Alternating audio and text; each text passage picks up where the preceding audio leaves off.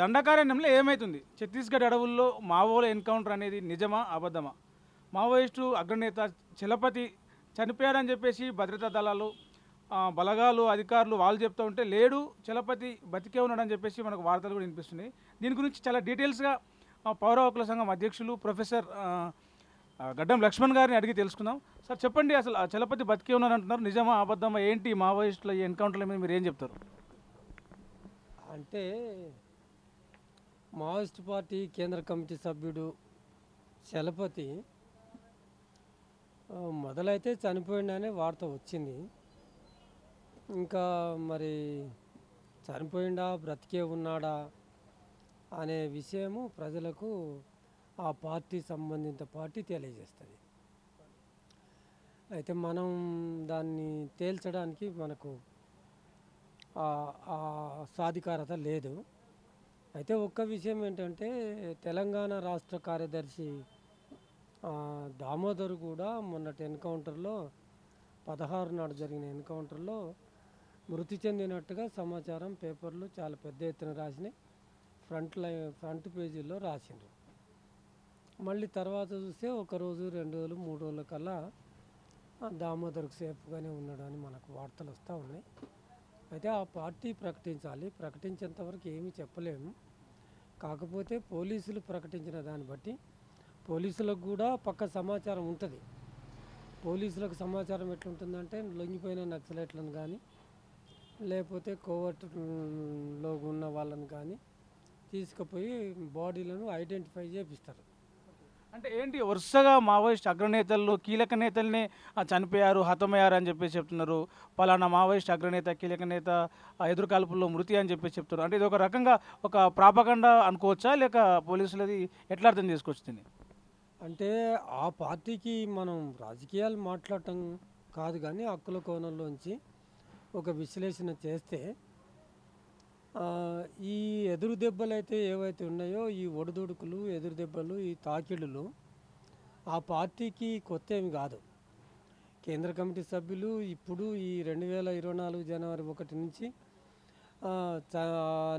చనిపోతుండవచ్చు. అయితే ఇప్పుడే కొత్త కాదు. ఈ సందర్భంలో 50 సంవత్సరాల ఆ పార్టీ చరిత్రలో ఎన్నోసార్లు ఎంతోమంది ముఖ్యులు, అగ్రనాయకులు కూడా పోయిన పార్టీ అది. మళ్ళీ నిలబడ్డ పార్టీ.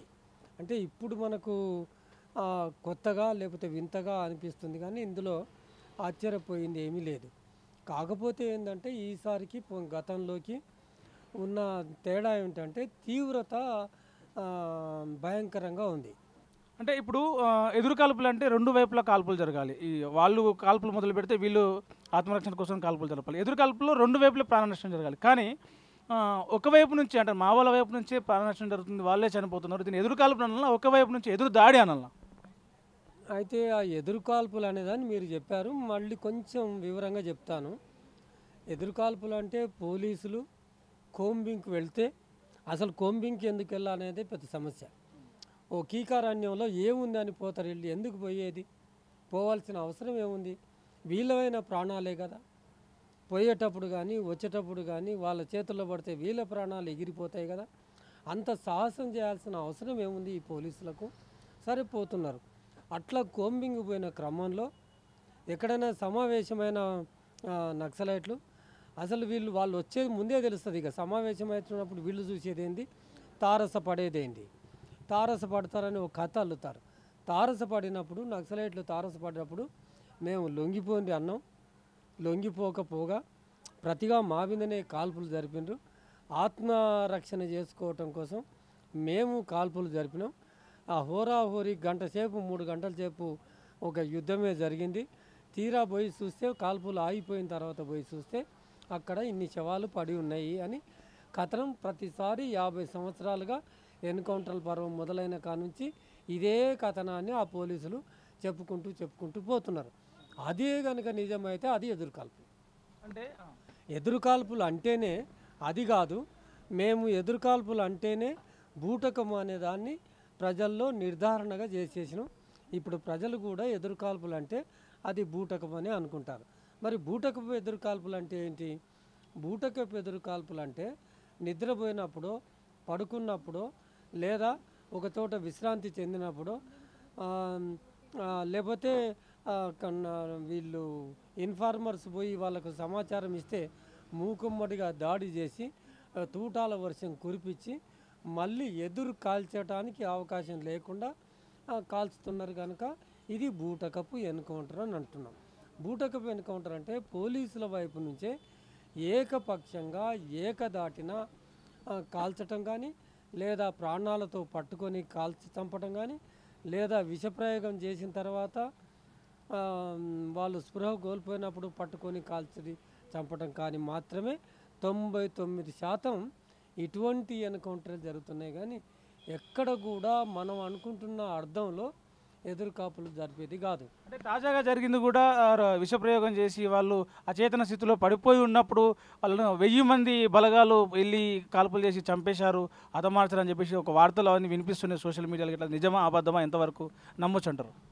వాళ్ళు చెప్తున్న ప్రకారంగానే అక్కడ వాళ్ళు పేపర్లో వస్తున్న వివరాలు బేస్ చేసుకొని మాట్లాడుతున్నాం.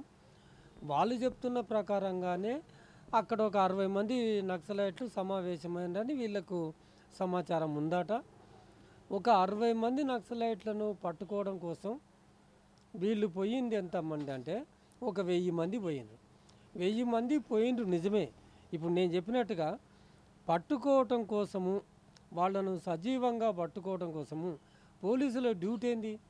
పోలీసుల డ్యూటీ ఏంటంటే ఒక నిందితుడు అనుకుందాం, ఒక నిందితుడిని పట్టుకొని తీసుకొని వచ్చి న్యాయస్థానం ముందు నిలబెడితే న్యాయస్థానాలు చూసుకుంటాయి, ట్రయల్ జరుగుతుంది, ఇటువైపు లాయరు అటువైపు ట్రయలు. ఆ ట్రయల్ జరిగిన తర్వాత నిజంగా దోషి అని తేలితే అప్పుడు ఒక శిక్ష వేస్తాడు. వీళ్ళే పోలీసులు, వీళ్ళే పట్టుకుంటారు, వీళ్ళే ట్రయల్ చేస్తారు, వీళ్ళే న్యాయమూర్తులు అవుతారు, వీళ్ళే జడ్జిమెంట్ ఇస్తారు. ఆ జడ్జిమెంట్ కూడా ఏంది? క్యాపిటల్ పనిష్మెంట్ ఇస్తారు. ఒక పోలీసులకు ఒక వ్యక్తి ప్రాణం తీసే అధికారం ఏ చట్టం ఇచ్చిందని పౌర హక్కుల సంఘం అడుగుతుంది. అంటే పౌర హక్కులన్నీ కూడా ఇప్పుడు ఈ ఎన్కౌంటర్లు ఈ వ్యవస్థ ఇదంతా గమనిస్తుంటే పౌర హక్కులన్నీ కూడా తొక్కివేయబడుతున్నాయి, అణిచివేయబడుతున్నాయి అంటారా? అసలు భయంకరంగా స్వేచ్ఛనే లేదు కదా. ఇవాళ జరుగుతున్నదల్లా ఏమిటంటే ఆర్టికల్ 19 మీద దాడి జరుగుతుంది. ఎవరైతే ప్రభుత్వ పాలసీ విధానాలను విమర్శిస్తారో, భిన్నంగా మాట్లాడతారో, భిన్నమైన అభిప్రాయం వ్యక్తపరుస్తారో వాళ్ళను నక్సలైట్లు, అర్బన్ నక్సలైట్లు అంటారు. ఎవరైతే అడవుల్లోకి వెళ్ళి పోరాటం చేస్తున్నారో వాళ్ళను నక్సలైట్లు అంటారు. ఈ రిపోర్టింగ్ ఎవరైతే చేస్తున్నారో మీలాంటి యువకులు, జర్నలిస్టులు పోయి ఎవరైతే రిపోర్టింగ్ చేస్తున్నారో వాళ్ళను, వాళ్ళ గొంతును నిలిపేయటం. మొన్ననే ఛత్తీస్గఢ్లో జనవరి 3వ తారీఖు నాడు ముఖేష్ చంద్రాకర్ను ముక్కలుగా ఆ మాఫియా చంపేసింది. అయితే ఆ మాఫియా చంపేసిన ఆ వ్యక్తి కూడా ఇక్కడ హైదరాబాద్లోనే అరెస్ట్ అయ్యిండు. అర్థమవుతున్నది ఏంటంటే ఆయన మూలాలన్నీ బీజేపీలో ఉన్నాయి. అంటే ఎటొచ్చి ఏం చేస్తున్నారంటే స్వేచ్ఛ, లిబర్టీ మీద దాడి జరుగుతుంది. ఈ పాలకులు ఏమనుకుంటున్నారంటే అంతా సైలెంట్ చేసేసి, గొంతులు నొక్కేసేసి పరిపాలన చేసుకుందాం అంటున్నారు. అంటే ఇప్పుడు ప్రధానంగా జరుగుతున్నది ఏంటంటే పౌర హక్కుల మీద దాడి జరుగుతుంది, పౌర హక్కుల, ప్రజాస్వామిక హక్కుల మీద దాడి జరుగుతుంది, మానవ హక్కులు భంగం కాబడుతున్నాయి. ఇదంతా ఏంటంటే రాజ్యాంగం ఆర్టికల్ 19 ప్రకారంగా గ్యారంటీ చేసిన ఆ స్వేచ్ఛ మీద విపరీతమైన దాడి జరుగుతుంది. ఇవాళ జరుగుతున్న హనన మొత్తం జీవించే హక్కు మీద, పౌర హక్కుల మీద దాడి జరుగుతుంది. వీళ్లకు అధికారంలో ఉన్నారు సరే, అధికారంలో ఉన్నంత మాత్రాన చంపేసే అధికారం వీళ్ళకి ఎవరిచ్చిండ్రు? ఒక డెడ్ లైన్ పెడతారా? ఓ ముహూర్తం ఫిక్స్ చేస్తారా? చెప్తున్నారు కదా 2026 మార్చి వరకల్లా ఈ అర్బన్ నక్సలిజం ఉండదు, అడవుల్లో ఉండే నక్సలిజం ఉండదు, మొత్తం వామపక్ష తీవ్రవాద భావజాలను మొత్తం లేకుండా చేస్తామని చెప్పేసి కేంద్ర హోంమంత్రి బహిరంగంగా ప్రకటన చేసినారు. దాన్ని ఎట్లా అర్థం తీసుకోవచ్చు? ఇది చర్య అనుకోవాలన్నా లేకపోతే ప్రతీకారం అనుకోవాలన్నా? అయితే ఒకటే దేశం, ఒకటే పాలన, ఒకటే నాయకుడు, ఒకటే పార్టీ, ఒకటే మతం, ఏందది? ఎందుకు ఉండకూడదు? మావోయిస్ట్ పార్టీ ప్రజలు కోరుకున్నంత మాత్రాన మనం ఎవరం అది ఉండాలా ఉండకూడదా? నువ్వు అధికారంలో ఉన్నంత మాత్రాన దాన్ని ఉండకూడదని చెప్పడానికి, దాన్ని మట్టుబెట్టడానికి, మనుగడకే ముప్పు తీసుకురావడానికి ఆ అధికారం లేదు కదా. ప్రజలు కోరుకున్నంత వరకు ఏ పార్టీ అయినా అది ప్రజలకు మంచి చేస్తే ఉంటుంది, లేకపోతే మట్టిలో కలిసిపోతుంది. ఆ డెడ్ లైన్ పెట్టి మీరు డెడ్ లైన్ పెడుతున్నారు, ఓ ముహూర్తం ఫిక్స్ చేస్తున్నారు, కానీ అది ఎవరు విజయం అవుతారు, ఎవరు వైఫల్యం చెందుతారు అనే విశ్లేషణ పక్కకు పెడితే ఈ లోపల ఎంత రక్తపాతం జరుగుతుంది అనేది చూడండి. 2024 జనవరి 1 నాడు మొదలుపెట్టి ఆ ఘటన కూడా ఎట్లా అయిపోయింది. ఆ ఘటన ఒక ఆదివాసీ మహిళ సంటి పాపను 6 నెలల పాపను సంకలేసుకొని బయట నిలబడితే అడవిలో మోహరించిన ఆ కోబ్రా దళాలు విచ్చలవిడిగా కాల్పులు జరిపితే ఆమె చేతిలోంచి తూటా దిగి ఆ పాప పొట్టలోకి దూసుకుపోయి పాప చనిపోయింది. అయితే అక్కడి నుంచి మొదలు పెడితే డిసెంబర్ 31 వరకు 300 మందిని చంపిండ్రు. ఆ 300 మంది కూడా ఇవాళ మన కన్సర్న్ ఏంటంటే దాదాపుగా 200 మంది అమాయకపు, అంటే ఉద్యమాలతో సంబంధం లేని, ఆయుధాలు ధరించని ఆదివాసీలు చనిపోతారు. అంటే అందరూ నక్సలైట్లు కాదు. ఇప్పుడు చెప్పే లెక్కల్లో 30 మంది చనిపోయారంటే 30 మంది నక్సలైట్లు కాదా? ఆ లెక్కల్లో నిజమైన నక్సలైట్లు చాలా తక్కువ మంది ఉంటారు. మీరు చెప్పేదాన్ని బట్టి అట్నే అనిపిస్తుంది. నేను ఇప్పుడు చెప్పిన జనవరి 2024 జనవరి 1 నాడు ఘటన అది ఏం తెలియజేస్తుంది? మే 2024లో 19 మంది చనిపోయినరు ఎన్కౌంటర్లు అని ప్రకటిస్తే, అందుకే ఏమవుతుందంటే వాస్తవాలు ఏమిటి అనేది ఛత్తీస్గఢ్లో దండకారణ్యంలో ఏం జరుగుతుంది అనే వాస్తవాలు బయటికి రావటం లేదు. మీలాంటి వాళ్ళ రిపోర్టులు ఎవరన్నా జర్నలిస్ట్ రిపోర్టు చేస్తే వాళ్ళను చంపేస్తున్నారు, ఏదో ఒక రూపంలో సంవరించేస్తున్నారు. హక్కుల సంఘాలు, మేము పౌర హక్కుల సంఘము అక్కడికి వెళ్ళి నిజ నిర్ధారణ చేసి వాస్తవాలను తీసుకొస్తామంటే మమ్మల్ని ఓనిస్తలేరు. ఇది మన దేశం కాదా? అది వేరే దేశమా? పోవటానికి అవకాశం లేదా?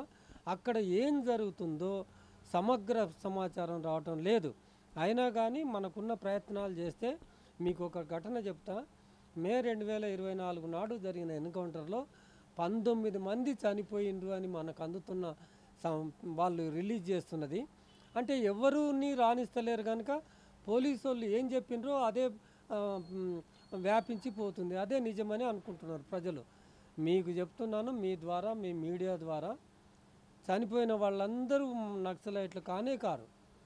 19 మంది చనిపోయినరని మే 24 నాడు డిక్లేర్ చేస్తే 19 మందిలో 12 మంది ఆదివాసీలు, 7 మాత్రమే నక్సలైట్లు ఉన్నారు. ఈ 12 మంది కూడా ఎవరు? కొంతమంది నక్సలైట్లు చనిపోయినరు, కొంతమంది ఆదివాసులు చనిపోయినరు. వాళ్ళు మొత్తం ఒక చనిపోయినరు. చనిపోతే శవాలను డీసీఎంలో వేయటానికి, అంటే మావోయిస్టులో 6, ఆదివాసీలు ఒక 6 చనిపోతే 12 మంది చనిపోతే శవాలను మోయటానికి 7 తీసుకుపోయినరు. వాళ్ళు చెప్పినట్లు వినాలి కనుక వాళ్ళు శవాలను మోసి డీసీఎంలు వేస్తే 2026 మార్చి 31 నాటికి ఆ సంఖ్య చూపించాలనే తపనతో శవాలను డీసీఎంలకు మోసిన వాళ్ళను కూడా పోలీసులు, ఆ పారామిలిటరీ బలగాలు కాల్ చేసి 19 మంది అని ప్రకటిస్తున్నారు. మీ ద్వారా చెప్పదలుచుకున్నది ఏంటంటే చనిపోయిన వాళ్ళందరూ మావోయిస్టులు కారు, అందులో 70% ఆదివాసీలు ఉన్నారు. ఇవాళ పౌర సమాజానికి పౌర హక్కుల సంఘం ఒక విన్నపం ఏం చేస్తుందంటే, కనీసంగా మీరు మొత్తంగానే ఛత్తీస్గఢ్లో జరుగుతున్న ఈ మారణ హోమాన్ని నిలువరించడం కోసం ఏం ప్రయత్నం చేస్తారో ఒక సృజనాత్మక గల ఆలోచన పరులుగా, ఒక స్పందించే వ్యక్తులుగా మనం ఇన్వాల్వ్ కావాల్సిన, జోక్యం చేసుకోవాల్సిన అవసరం చాలా ఉంది. అది చేస్తాం. తక్షణమే చేయాల్సింది ఏంటంటే ఆదివాసీలు నేల కొరిగిపోతున్నారు. ఈ ఘర్షణలో ఆదివాసీలే అధిక శాతం చనిపోతున్నారు కనుక మన మినిమం కన్సర్న్ ఏంటంటే ఆర్టికల్ 5th షెడ్యూల్ లేకపోతే 6th schedule forest rights act పోయింది, 170 పోయింది, ఏమి లేదు. వాళ్ళు పోతున్నారు, అడవులకు పోతున్నారు, వాళ్ళను చంపేస్తున్నారు. ఆదివాసులనైనా రక్షించుకోవాల్సిన బాధ్యత, అట్లాగే ఛత్తీస్గఢ్లో జరుగుతున్న మారణకాండ ఏదైతుందో దాన్ని నిలువరించాల్సిన బాధ్యత మన అందరి మీద, పౌర సమాజం మీద, అందరి మీద ఉంది. అంటే సార్ ఇప్పుడు అడవుల్లో ఆదివాసులు ఉన్న ప్రాంతాల్లోకి ఎవరు పడితే వాళ్ళు వెళ్ళొద్దు, పోలీసులు మామూలు మనుషులకే ఎంట్రీ ఉండదు. అసలు బలగాలను పోలీసులను ఎట్లా పర్మిషన్ ఇస్తున్నారు, కోర్టులు ఏం చేస్తున్నాయి అనుకోవచ్చు, ఈ విషయంలో కోర్టులు స్పందిస్తే ఏమైనా మార్పు ఉంటుందా? అంటే కోర్టుల్లో బలగాలకు అందులోకి వెళ్ళటానికి ఎవరి పర్మిషన్ అక్కర్లేదు, మనకే పర్మిషన్ కావాలంటున్నారు, మనకే పోలీసుల పర్మిషన్ కావాలి. మీరు కరెక్ట్గా అడిగారు. పోలీసులకు మాత్రం ఎవరు పర్మిషన్ ఇచ్చిండ్రు అందులోకి వెళ్ళటానికి? వాళ్ళు పోయిన తర్వాత మమ్మల్ని ఎందుకు పోనివ్వటం లేదు అనేది ఒక ప్రశ్న. అయితే మొత్తం దండకారణ్యంలో 650 పోలీస్ క్యాంపులు ఇప్పటికే వెలసి ఉన్నాయి. పర్మనెంట్గా క్యాంపులు వేసేశారు. మరి 5th షెడ్యూల్ ఏం చెప్తుంది? 6th షెడ్యూల్ ఏం చెప్తుంది? పెసా యాక్ట్ ఏం చెప్తుంది? అటవీ హక్కుల చట్టం ఏం చెప్తుంది? 1/70 ఏం చెప్తుంది? ఎవ్వరు కూడా అక్కడికి వెళ్ళటానికి వీల్లేదు. గిరిజనులు, ఆదివాసీల భూములను ఆదివాసేతరులు ఆక్రమించటానికి అవకాశం లేదు. రాజ్యాంగం ఇచ్చిన హక్కు అది. వీళ్ళు పోయి పర్మనెంట్గా అక్కడ క్యాంపులు పెట్టుకొని ఉండటానికి అన్ని చట్టాలన్నిటిని బేఖాతరు చేస్తున్నారు కదా. అందుకని తక్షణమే ఇంకా అక్కడి నుంచి ఛత్తీస్గఢ్ నుంచి దండకారణ్యం అడవుల నుంచి మొత్తంగా ఆ క్యాంపులను ఎత్తివేయాలని కోట్ల ధనం ఖర్చు పెడుతున్నారు. అక్కడ క్యాంపులు మెయింటైన్ చేయడానికి, లక్షలాది సైన్యాన్ని మెయింటైన్ చేయడానికి ఎంత ప్రజాధనం వృధా అవుతుందో చూడండి. ఆ ప్రజాధనాన్ని మావోయిస్టు పార్టీ నిర్మూలన తర్వాత, దానివల్ల ప్రజలకు ఎంత నష్టం జరుగుతుందో తర్వాత, ఆ ధనాన్ని పెట్టి పేదరిక నిర్మూలన చేయండి, దరిద్రపు నిర్మూలన చేయండి. అంటే ఈ సంకేతాన్ని దేనికి తీసుకొస్తారు? బీజేపీ ప్రభుత్వం, కేంద్ర ప్రభుత్వం ఏదైతే ఉందో మావోయిస్టులపై దాడులు, వరుస దాడులు, వాళ్ళని అంతం చేస్తాం, కొన ఊపిరితో ఉందని చెప్పి ఈ ప్రకటనలు, ఈ ఈ చర్యలు కూడా దేనికి సంకేతంగా తీసుకోవచ్చు అంటారు? ఇక సంకేతం అంటే ఇప్పుడు ప్రజలకు బాధ్యత పడిన, ప్రజలు ఎన్నుకున్న ప్రజాప్రతినిధి, ప్రజల జీవితాలతో ముడిపడి ఉన్న ప్రజాప్రతినిధి, కేంద్ర మంత్రి, హోంశాఖ మంత్రి అమిత్ షా అంటారు, మీరు 2026 కల్లా, 2026 మార్చి కల్లానే దీన్ని మట్టు పెట్టండి, చంపేయండి, నరికేయండి. చివరి నక్సలైట్ ఎక్కడైతే లోపల దాక్కొని ఉంటాడో అడవిలో, ఆయనను తీసుకొచ్చి ఏం చేయాలి? కోర్టులో, న్యాయస్థానం ముందు నిలబెట్టి కాదు, చంపేయండి. ఏంది ఈ పరిభాష? ఈ చంపుళ్ళు, ఈ నరకుళ్ళు, ఈ భాష, ఈ పరిభాష పౌర హక్కుల సివిల్ లిబర్టీస్ కమిటీలను హాంట్ ది సివిల్ లిబర్టీస్ కమిటీని అని ఉత్తర్వులు కూడా జారీ. ఈ హాంటింగు, ఈ వేటాడు, వెంటాడు ఏంది ఇది? ఫాసిజం అంటే ఏంటి అని అడుగుతుంటారు. ఫాసిజం అంటే ఇదే. బీజేపీ అంటేనే ఫాసిజం, ఆర్ఎస్ఎస్ అంటేనే ఫాసిజం. ఈ ఫాసిజం అనేది బీజేపీ చెప్తున్న ఫాసిజం, ఆర్ఎస్ఎస్ చెప్తున్న ఫాసిజం అవి పక్కకెట్టాలి.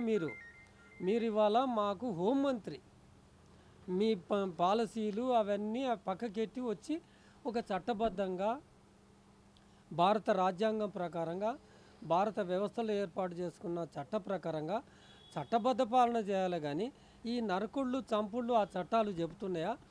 నీ ఫాసిజం చెప్తుండొచ్చు, నీ మనువాదం చెప్తుండొచ్చు, అది కాదు కదా. దాన్ని ఇంప్లిమెంట్ చేయడానికి కాదు, మీరు చట్టబద్ధంగా వ్యవహరించండి. పోలీసులను మీరు ఏం చెప్పండి అంటే, ఇప్పుడు ఇంత శాస్త్రము అభివృద్ధి చెందింది, ఇంత సైన్స్ డెవలప్ అయింది, ఇంత సైంటిఫిక్ ఆలోచన విధానం ఉంది. మీరు ఆయుధాలు పట్టుకున్న ఒక వ్యక్తిని నిరాయుధుని చేసి ఆయుధాలతో పాటుగా తీసుకొచ్చి న్యాయస్థానం ముందు నిలబెట్టండి. అది కదా చట్టబద్ధ పాలన అంటే, అది కదా. మీరు అన్నట్టే టెక్నాలజీ అన్నారు కదా సార్, టెక్నాలజీని బేస్గా చేసుకొని మాట్లాడితే డ్రోన్ తుపాకుల ద్వారా, డ్రోన్ ఆకాశం నుండి ఆపరేట్ చేసి కింద ఎవరు ఉన్నారో చూసి కెమెరా లెన్స్ జూమ్ చేసి షూట్ చేసే ఆ టెక్నాలజీని ఎన్కౌంటర్లో వాడుతున్నారని చెప్పేసి కొన్ని వీడియోలు చక్కర్లు కొడుతున్నాయి సార్. అది నిజమంటారా? అట్లానే కొంత మావోయిస్టులు ఎక్కడ ఉన్నారో పట్టుకోవడం సులభంగా అవుతుందంటారా? 2024 మొత్తంలో ఒక 300 మందిని చంపారు. ఈ 2025 ఈ నెల రోజులు కూడా కాలేదు, ఓ 42 మందిని చంపారు. వీళ్ళను ఇంతమందిని అంటే 342 మందిని చంపిన దాంట్లో డ్రోన్ల ద్వారా చనిపోయింది లేనేలేదు. ఆ డ్రోన్లు, ఆ వ్యవస్థ, ఆ టెక్నాలజీ, ఆ సాంకేతిక పరిజ్ఞానం అది ఇజ్రాయెల్ నుంచి కొన్నారు, కోట్ల డబ్బులు పోసి కొన్నారు, అవి వృధా అయిపోయినాయి. దానివల్ల ఏం ఫలితాలు ఇవ్వలే. మేము అడుగుతున్నది ఏంటంటే అన్ని డబ్బులు పెట్టి అన్ని డ్రోన్లు పెట్టి మనుషులు లేని వ్యవస్థను ఏర్పాటు చేసి ఎందుకంత అంత డబ్బులు ఖర్చు పెట్టాలి అంటున్నాం. అది సంక్షేమం కోసం ఖర్చు పెట్టరాదండ. డ్రోన్ల ద్వారా కాదు. కానీ ఈ మారణహోమం ఎట్లా జరుగుతుందంటే అయితే పార్టీ లోపలనే కోవటలను ఏర్పాటు చేసుకుంటున్నారు. మన అనుభవంలో మొన్న చూసే ఉంటారు. లేదంటే భయంకరమైన ఇన్ఫార్మర్ వ్యవస్థను ఏర్పాటు చేసుకున్నారు. అందుకే వాళ్ళ నక్సలైట్లు మావోలు రహస్యంగా ఏర్పాటు చేసుకున్న డంపులు కావచ్చు, వాళ్ళు రహస్యంగా జరుపుకునే సమావేశాలు కావచ్చు, అందుకే ఈ నిఘా వర్గాలకు పోలీసులకు తెలుస్తున్నాయి అంటారా? అంటే 3 రకాలుగా చేస్తున్నారు. ఒకటి ఇన్ఫార్మర్ వ్యవస్థ చేసి ఆ ఇన్ఫార్మర్ వ్యవస్థ ద్వారా వాళ్ళకు తెలుసు కనుక టెర్రైన్ మీద పట్టు ఉంటుంది కనుక వాళ్ళు ఎక్కడెక్కడ మూవ్ అవుతున్నారో అదంతా సమాచారం అందిస్తారు. అందించుడే కాకుండా వాళ్ళు ఎక్కడైతే కూర్చున్నారో అక్కడికి వెళ్ళి ఏలు పెట్టి చూపించి అదిగో ఆయన అక్కడ కూర్చున్నాడు, ఈయన ఇక్కడ కూర్చున్నాడు, ఫైర్ చేయండి అంటే చుట్టుముట్టి ఫైర్ చేస్తున్నారు. ఇది ఒక పద్ధతి. రెండవది ఏంటంటే పార్టీలో నుంచి లొంగిపోయి వచ్చి బయటకు వచ్చిన వాళ్ళను తయారు చేసుకొని ఏం చేస్తున్నారు, 2009లో సల్వాజూడంను ఏర్పాటు చేసిండ్రు. సల్వాజూడంను ఏర్పాటు చేసి అదే కన్ను అదే ఏలుతోటి పొడిపించే ప్రయత్నం చేసిండ్రు. ప్రొఫెసర్ నందిని సుందర్ సుప్రీంకోర్టులో కేసు వేస్తే అది రాజ్యాంగ విరుద్ధం, సల్వాజూడం రద్దు చేయాలంటే సల్వాజూడం వ్యవస్థను రద్దు చేసిండ్రు. కానీ అప్పటి వరకు పనిచేసిన వాళ్ళు ఏమైనరు? అప్పటి వరకు పనిచేసిన వాళ్ళు ఏం చేసిండ్రంటే రూపం మార్చి కొత్త అవతారం ఎత్తి డిస్ట్రిక్ట్ రిజర్వ్ గార్డ్స్ అని ఏర్పాటు చేసిండ్రు, డిఆర్జీలని ఏర్పాటు చేసిండ్రు.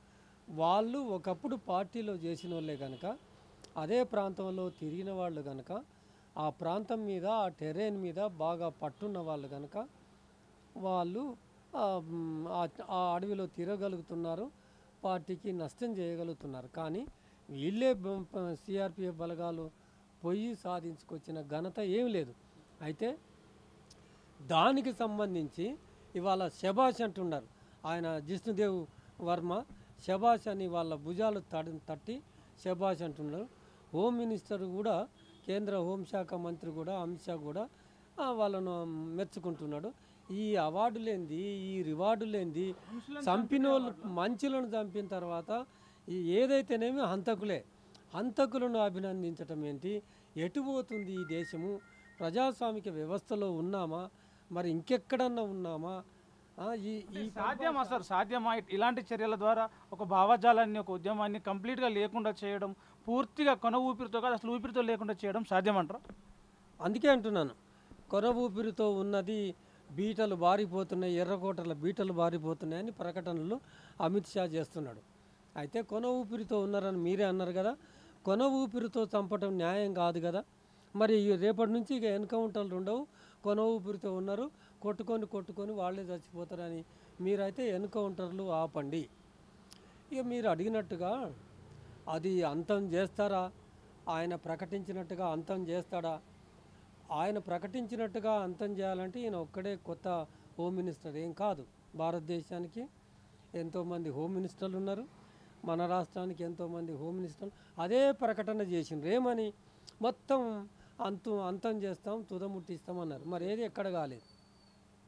అంతేందుకు బీజేపీ వచ్చిన తర్వాత రాజ్నాథ్ సింగ్ గారు కూడా మావోయిస్ట్ పార్టీ లేకుండా చేస్తామన్నారు.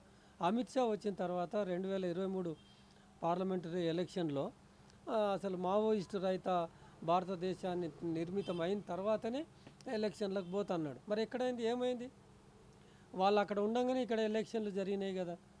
అయితే ఇప్పుడు కూడా వాళ్ళు విజయం సాధిస్తారా, వైఫల్యం చెందుతారా అనే విశ్లేషణ రాజకీయ విశ్లేషణ చేయలేము. కానీ ఒక హక్కుల కార్యకర్తగా మేము చెప్తున్నది ఏంటి అంటే, నువ్వు చేస్తావో లేదో కానీ ఈ లోపల ఎంత రక్తపాతం అవుతుంది? ఇప్పటికే సంవత్సరం కాలంలో 350 మందిని చంపినాం. ఎంత రక్తపాతము! వాళ్ళు ఈ దేశ పౌరులు కాదా? వాళ్ళకు జీవించే హక్కు లేదా? వాళ్ళకి రాజ్యాంగం వర్తించదా? లేకపోతే రాజ్యాంగంలో నక్సలైట్లకు వర్తించదని ఏమైనా ఎక్సెప్షన్స్ ఉన్నాయా? అది కాదు కదా. రాజ్యాంగాన్ని కరెక్ట్గా అమలు పరచాలి కదా, చట్టబద్ధ పాలన చేయాలి కదా. అది విజయమో వాళ్ళకు లేకపోతే వీళ్ళకి అపజయమో, ఎవరికి విజయమో ఎవరికి అపజయమో, కానీ మొదలైతే మారణ హోమాన్ని నిలువరించండి. అందుకని వాళ్ళ మీద ఇప్పుడు ఒత్తిడి తేవాలంటే పౌర సమాజం ముందుకు రావాలి, మేధావులు ముందుకు రావాలి, సమాజం అంతా నిలదీసి అడగాలి ఇదంతా ఏంటి అని. చిన్న చిన్న సమస్యల మీద స్పందిస్తున్నారు, లెటర్లు రాస్తున్నారు, సీజేలకు లెటర్ రాస్తున్నారు, రాష్ట్రపతికి లెటర్లు రాస్తున్నారు. అట్లాగే ఛత్తీస్గఢ్లో జరుగుతున్న మారణ హోమం మీద మేధావి వర్గం అనే వాళ్ళు మరి రకరకాలుగా ఒత్తిడి తీసుకొచ్చి దీన్ని ఆపే ప్రయత్నం చేయాలి. ఇన్సిడెంటల్గా మన దేశానికి ఆదివాసీ వర్గాల నుంచి వచ్చిన అధ్యక్షులు ఉన్నారు. అధ్యక్షులను కలవటమా, అధ్యక్షుల వారికి ఏదో రకంగా వెళ్ళి మేధావి వర్గం జోక్యం చేసుకుంటే తప్ప ఈ మారణ హోమం ఆగటానికి అవకాశం లేనట్టుగా మనకు కనబడుతుంది. కనుక వెంటనే స్పందించాల్సిందిగా పౌర హక్కుల సంఘం మేధావి వర్గాన్ని కోరుతూ ఉంది. నిజంగా కూడా ఇప్పుడు ఈ మధ్య కాలంలో చూసుకుంటే ఇండియాలో కావచ్చు, తెలంగాణలో కావచ్చు, కొన్ని రాష్ట్రాల్లో కావచ్చు, మావోయిస్టు ఉద్యమం కానీ మూమెంట్ కానీ ఎక్కువ కనిపిస్తలేదు. అంటే బలహీన పడింది. నిజంగా అమిత్ షా అన్నట్టుగా కొన ఊపిరితో మెల్లమెల్లగా తగ్గిపోతుంది, ప్రాబల్యం తగ్గిపోతుంది అనుకోవచ్చు. రిక్రూట్మెంట్స్ కూడా ఎక్కువ సంఖ్య కూడా ఎక్కడ కనిపిస్తలేనట్టు అనిపిస్తుంది. వాళ్ళ ప్రాబల్యం తగ్గిపోతుందంటే దానికి ఒక అర్థం ఏంటంటే, మరో అర్థం నిర్బంధం అంతగా అణిచివేస్తుంది అన్నట్టు. రాజ్యం ఉద్యమాలను అంతగా అణిచివేస్తుంది. అణిచివేత పెరిగిందే కానీ ఉద్యమం తగ్గిపోవటం కాదు. అంటే ఉన్నారంటారా? ఉన్నారని చెప్పి చెప్పగలుగుతున్నారా మీరు? ఉన్నారో, ప్రభావితంగా ఉన్నారో, ఏం చేస్తున్నారో, కానీ చేస్తున్నదల్లా ఇప్పుడు జరుగుతున్నదల్లా ఉద్యమాన్ని అణిచివేస్తున్నారు. ఉద్యమాన్ని అణిచివేస్తున్నారు అంటేనే దాని అర్థం ఏంటంటే, ఫిజిక్స్ ప్రిన్సిపల్ ప్రకారంగా నీవు ఎంత అనగదొక్కితే మళ్ళీ అంత స్పీడ్తో వస్తారు. కనుక ఉద్యమము నీకు సంఖ్యాపరంగా సంఖ్యలో లేకపోతే మనకు కనబడుతున్న దృష్టాంతంలో తగ్గిపోయినట్టు కనబడుతుండొచ్చు, కానీ మనుషులకు మనసు ఉంటుంది, మనుషులకు గుండె ఉంటుంది, హృదయం ఉంటుంది.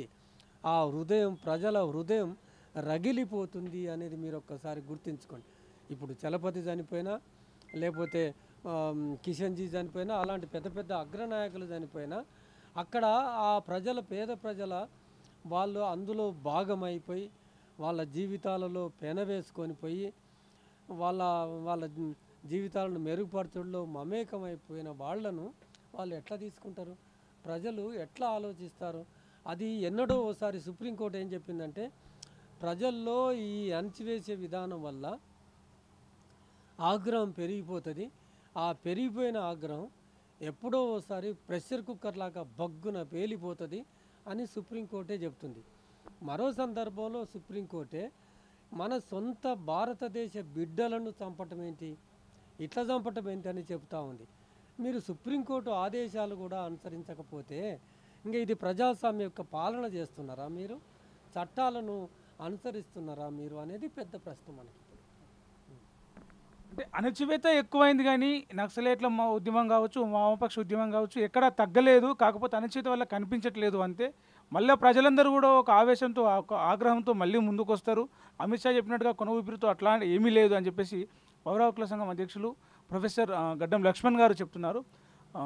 తొలి వెలుగు కెమెరామెన్ అజర్తో ప్రవీణ్. ప్రపంచంలో ఏ మూల ఏ క్షణం ఏం జరుగుతుందో వేగంగా తెలుసుకోవడానికి తొలి వెలుగు వాట్సాప్ ఛానల్ని ఫాలో చేయండి.